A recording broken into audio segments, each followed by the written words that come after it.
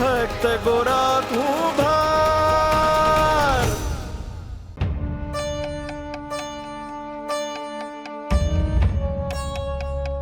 મને તેમાં આ હંડી વસ્તુ દાનમાં આપવી પડશે ને?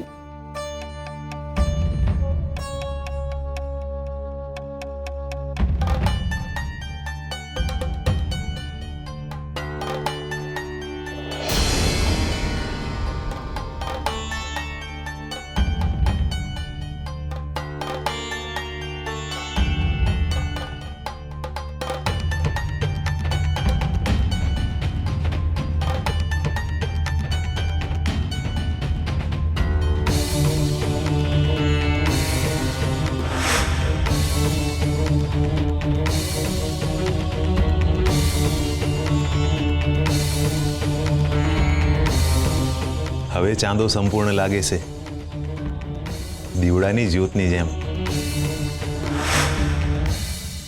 નહીં,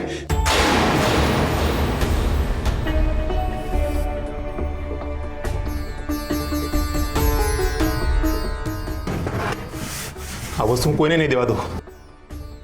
હંધી મારી દેવીની વસ્તુ હશે. હું એને કોઈને નહીં દઉં. મારી દેવી ક્યાંય નહીં જાય. અહીંયા છે જો, આ રહી તારી માં. મારી દેવી મારી પાસે છે. આ એની વસ્તુ છે ને, હું કોઈને નહીં દેવા દઉં.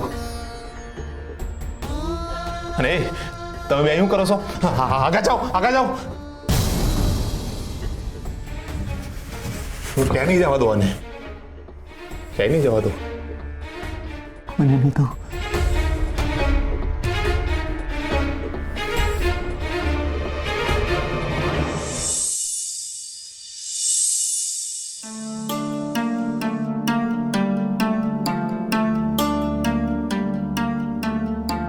હવે શું કરીશું ગોરા?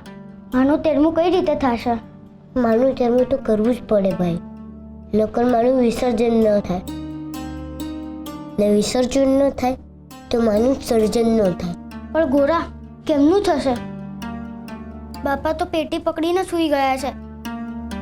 એ તો કોઈને હાથે ના ચડવા દેતા. આપણે બાપાને સમજાવવા પડશે.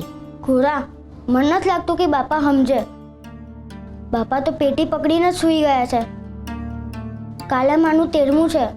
બાપા અહીંયાથી ખસશે નહીં તો પછી બધી વસ્તુઓ દાનમાં કેમનું આપીશું?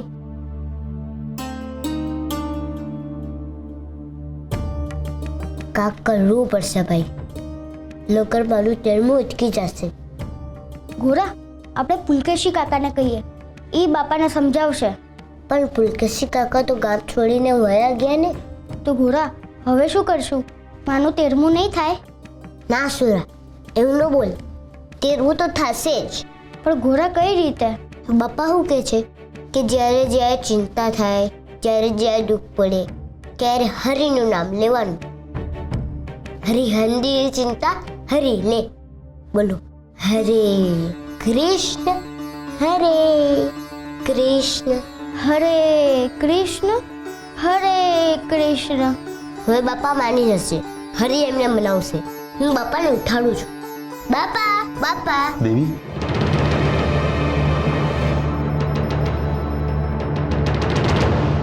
આ પેટીને કોઈ નહીં અડે, કોઈ નહીં અડે.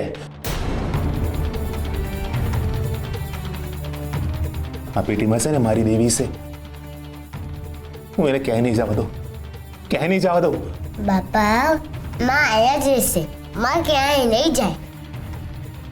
હું તમારા હજુ જમવાનું લાવ્યો છું, તમે જમી લ્યો.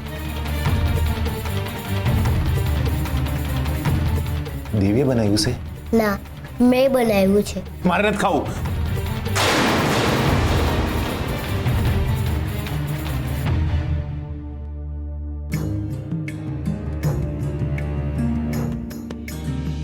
દેવી,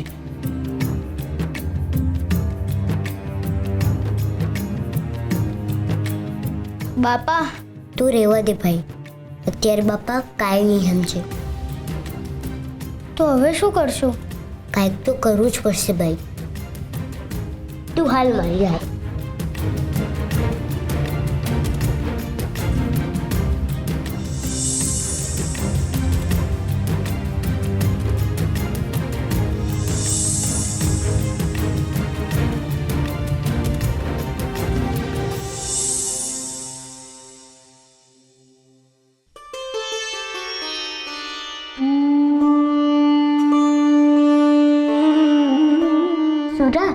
તું પણ હાથ જોડ. આ શું થાય છે ભાઈ? પણ અમે જેટલા બાપાને ખુશી રાખવાનો પ્રયત્ન કરીએ છીએ એટલા બાપા દુઃખી થતા જાય છે. મને ખબર છે ભાઈબંધ કે મેં વચન લીધું છે, પણ હું તમને મારી મદદ કરવાનું નથી કહેતો. બસ આ તો ભાઈબંધ તરીકે વાત કરું છું. મને બહુ ચિંતા થાય છે. અમારે કાંઈ પણ કરીને માનું 13મું કરવાનું છે, ને જો બાપા દાનમાં માની વસ્તુ નહીં આપવા દે તો 13મું કેમનું થશે? અમે શું કરશું?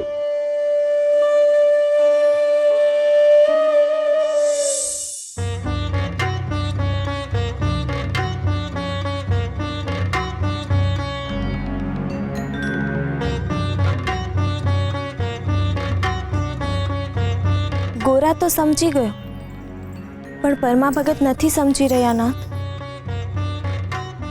એ જ તો જોવાની વાત છે રૂકમણી, કે દીકરો સમજી ગયો પણ પિતા સ્વીકારી નથી શકતા. હા, ઘણી વખત બાળકોને સમજાવવું સહેલું હોય છે, પણ મોટાને સમજાવવા અઘરા પડી જાય છે. બાળકો વેલ જેવા હોય છે રૂકમણી, જેમ વાળીએ એમ વળી જાય છે, પરંતુ મોટાઓ વૃક્ષ જેવા હોય છે. એમની માન્યતા અને આસક્તિના મૂળ એટલે ઊંડે સુધી પહોંચી ગયા હોય છે કે સમજણ ત્યાં સુધી નથી પહોંચી શકતી. જેમ વરસાદનું પાણી વૃક્ષના મૂળ સુધી પહોંચી શકે, એવી જ રીતે સમજણને ન પહોંચાડી શકે. કેવી રીતે? જેમ દેવીએ પોતાના મૃત્યુ પછી આભાસ બનીને ગોરાને સમજાવ્યો અને એના મનમાંથી મૃત્યુના શોકને દૂર કર્યો, તો આ જ રીત પરમાને સમજાવવા માટે ના અપનાવી શકાય? અપનાવી શકાય, પરંતુ ગોરા અને પરમામાં ફરક છે. ગોરા બાળક છે અને અતિ જિજ્ઞાસુ છે, એટલે એની સમજણના દ્વાર ખુલ્લા છે. એના જીવનમાં સામે આવતી દરેક નવી પરિસ્થિતિમાંથી એ કંઈક નવું શીખવાની ભાવના ધરાવે છે. જ્યારે પરમા દેવી પ્રત્યે અતિ આસક્ત છે. જો એની સામે દેવી આવે તો એ પોતાની જાત પર કાબુ ગુમાવી બેસે એવું પણ બને, અને દેવીના આભાસના જતાની સાથે જ એ સદાયને માટે માનસિક રીતે ભાંગી પડે એવી ઘટના બનવાની પણ શક્યતાઓ છે. પણ નાથ, આ સમસ્યાનો કંઈક તો ઉકેલ લાવવો જ પડશે ને. ગોરાએ બિચારાએ માના 13મા માટે કેટલી મહેનત કરી છે. એની કેટલી આશા હતી દેવીના 13માને સારી રીતે પાર પાડવાની. પણ પરમા ભગતની નિરર્થક જીદને લીધે ગોરાની આશા અને આસ્થા પર પાણી ફરી ગયું. આ તો અયોગ્ય છે ને નાથ. એ બાળક શું એને કલ્પેલી માની વિદાય અને બાપના સ્મિતને નહીં મેળવી શકે? એની મહેનત એળે નહીં જાય રૂકમણી, પરંતુ સમસ્યા પણ જટિલ છે. દરેક સમસ્યાનું સમાધાન તો તમે જ છો ને, તો કંઈ તો રસ્તો હશે જ ને. એક જ રસ્તો છે. શું? એક નાની વાટકી આપશો? નાની વાટકી? શા માટે? પરમા ભગતને જરૂર છે અત્યારે એની. એમની અંદર સંતાઈને બેઠેલી સમજણની જરૂર છે. જે રીતે એક સામાન્ય કીડી મહાકાય ગજને ગાંડો તૂર કરી મૂકે છે, એ જ રીતે રાઈના દાણા જેટલી સમજણ પરમા ભગતની તકલીફને હરી લેશે.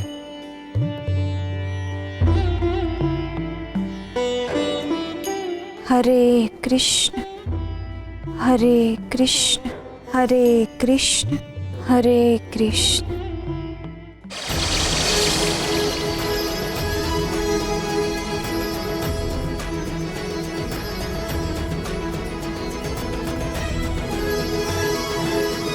પણ મને એ તો કહો કે તમે આનું શું કરશો?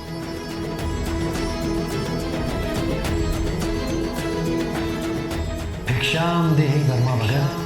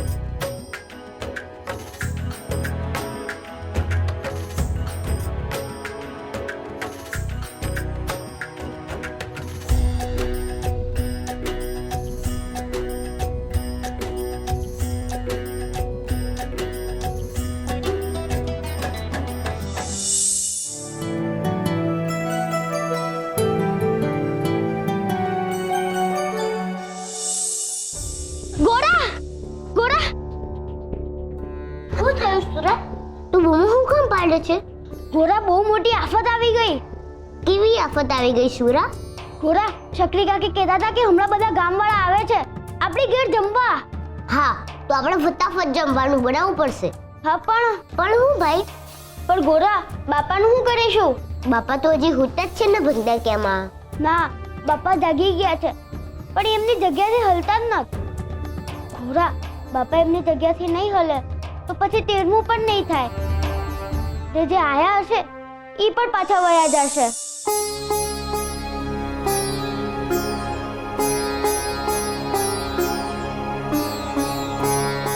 ભાઈબંધ, હવે શું કરીશું? ભિક્ષામ દેહી.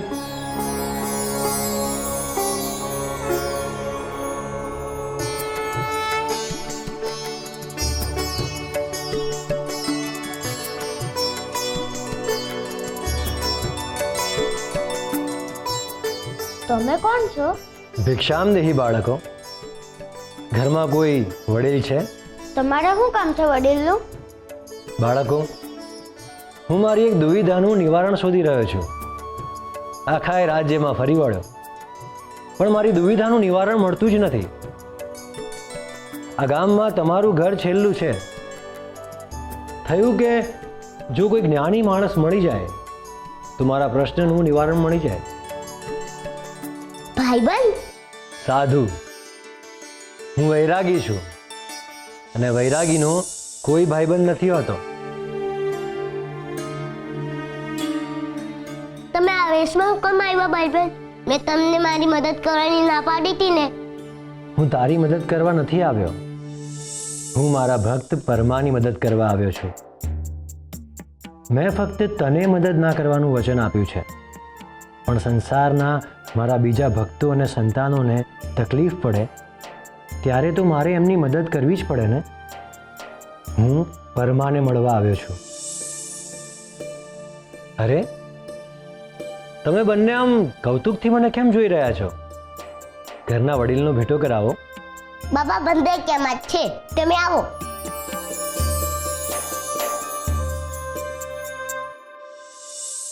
હરે કૃષ્ણ હરે કૃષ્ણ હરે કૃષ્ણ. ભગત, તમે કોણ? હું સાધુ વૈરાગી. આવો આવો.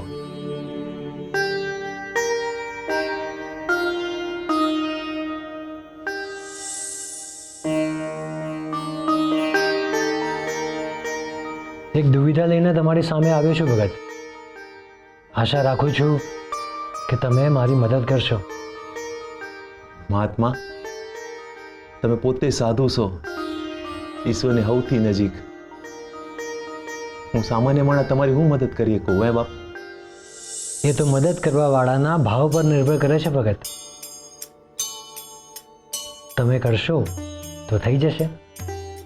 બોલો મહાત્મા, મારથી બનતી મદદ હું તમને કરીશ. હો. વાત એમ છે ભગત કે હું મારું ભોજન પોતે જ બનાવું છું. છેલ્લા કેટલાય દિવસથી મારી પાસે રાઈ ખૂટી ગઈ છે.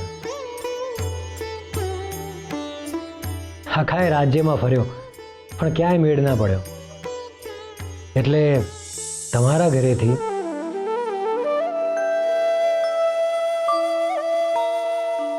મને એક વાટકી રાઈ મળશે. રાઈ? બસ આટલું જ? આટલા માટે છેલ્લા કેટલા મહિનાથી ભટકી રહ્યો છું ભગત. મહાત્મા, તમારી દુવિધા છે ને હવે દૂર થઈ ગઈ. હો, હું તમને રાય આપીશ. ગુરા, બેટા રહોડામાં જા અને રાઈ લેતો આવજે. રાઈ એટલે હું બાપા? બેટા રાઈ એટલે છે ને કાળા કાળા છે ને ઝીણા ઝીણા દાણા હોય. લે બાપા, મને ખબર છે, હું લેતો આવું. એમ નહીં ભગત. એવી રીતે જો રાઈ ભેગી કરવી હોત ને તો ગાડા ભરાત. એક સામાન્ય રાઈ માટે સાધુને કોણ ના પાડે? તો તમારે કેવી રાઈ જોઈશે હે મહાત્મા? એ જ તો દુવિધા છે ભગત. દુવિધા? કઈ દુવિધા? મેં ભોજન માટે એક બાધા લીધી છે અને એના માટે મારે એવા ઘરની રાહ જોઈએ જે ઘરમાં આજ સુધી કોઈનું મૃત્યુ ના થયું હોય.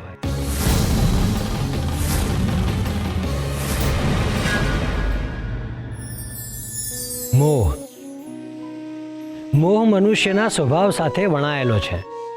મનુષ્યના મનનો મહત્વનો ગુણ છે કે એ કોઈ વસ્તુ કે વ્યક્તિને જુએ અને એ સારી હોય તો એ એને ગમે છે અને ગમતી વસ્તુ કે વ્યક્તિને એ એની પાસે રાખી લે છે અને ધીમે ધીમે એના માટે એને મોહ થવા લાગે છે. લાગણી અને યાદો પર મોહનું ખૂબ જ સારું પ્રભુત્વ હોય છે અને એટલે જ એ બંને પર ખૂબ જ સહેલાઈથી કબજો જમાવી લે છે. પછી જ્યારે એને છોડવાનો સમય આવે ત્યારે મન એ વસ્તુ કે વ્યક્તિને છોડવા માટે તૈયાર નથી થતું. વર્ષો પહેલાં બહારથી મેળવેલી વસ્તુ કે વ્યક્તિને મનુષ્યનું મન પોતાનું અંગ માની લે છે અને એ ક્યારેય વિખૂટું પડવાનું જ નથી એ ભાવ સાથે જીવવા લાગે છે. પરંતુ આ સંસારનો દરેક જીવ નાશવંત છે એટલે જેના પ્રત્યે મોહ છે એ દૂર થતાં મનને અસીમ દુઃખ મળે છે અને એટલે જ આ સૃષ્ટિમાં આપણે કર્મ કરવા માટે આવ્યા છીએ. એટલે કોઈ પણ વસ્તુ કે વ્યક્તિ પ્રત્યે મનુષ્યને મોહ ઉત્પન્ન કરવાનો કોઈ જ અધિકાર નથી. એ વાત યાદ રાખવી.